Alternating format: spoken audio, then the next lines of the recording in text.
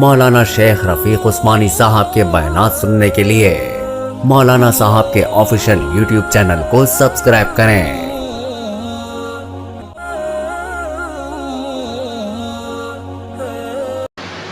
تو حضرت سمامہ رضی اللہ تعالیٰ عنہ جو مسلمانوں کے دشمن تھے، یمامہ کے رہنے والے، وہاں کے سردار تھے، وہ مدینہ منورہ سے گزر رہے تھے عمرے کی نیت سے۔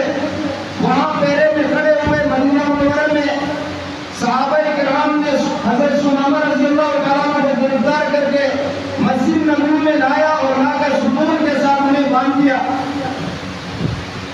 اس وقت حضرت سمامہ رضی اللہ تعالیٰ عنہ ایمان نہیں لے آئے تھے اور 3 دن تک ستون میں انہیں باندھ کر رکھا۔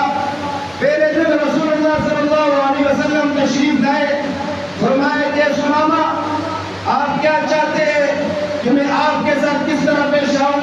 آپ میرے بارے میں کیا خیالات رکھتے ہیں؟ انہوں نے کہا کہ رسول آپ اگر مارنا چاہتے ہیں، مجھے قتل کرنا چاہتے ہیں تو ضرور قتل کریں، کیونکہ انہوں نے بھی مسلمانوں کو شہید کیا تھا۔ دوسرا انہوں نے کہا کہ اگر آپ مجھ پر احسان کریں گے، مجھے چھوڑ دیں گے تو میں آپ کا شکر گزار ہوں گا۔ تیسرا اگر آپ مجھ سے مال چاہتے ہیں تو میں آپ جتنا مال چاہیں گے میں آپ کو دے دوں گا، آپ مجھے آزاد کر دیں۔ لیکن رسول اللہ صلی اللہ علیہ وسلم نے کوئی جواب نہیں دیا، چپ کر کے چلے گئے۔ دوسرے دن پھر رسول اللہ صلی اللہ علیہ وسلم تشریف لائے، پھر وہی سوال دہرایا کہ آپ میرے بارے میں کیا خیالات رکھتے ہیں؟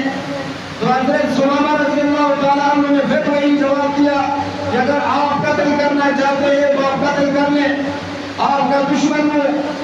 دوسرا اگر آپ مجھ پر احسان کرنا چاہیں، مجھے آزاد کر لیں تو میں آپ کا شکر گزار بنوں گا۔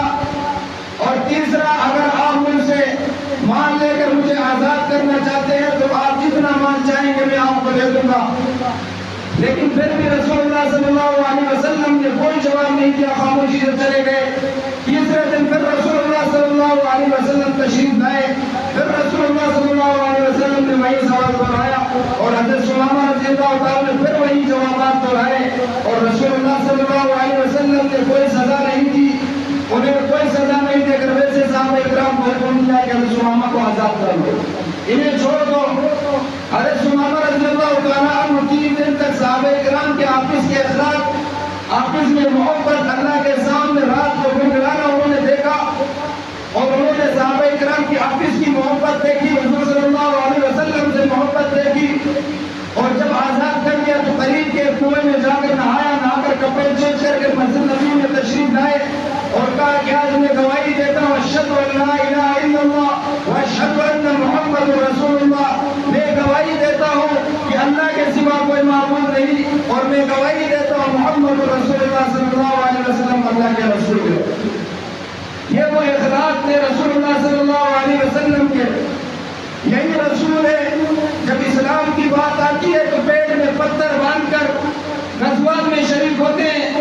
یہی رسول ہے جب ان کی رسالت پر بات آتی ہے تو صحابہ اکرام کو حکم دیتے ہیں کہ اس کی گردن اڑا دو۔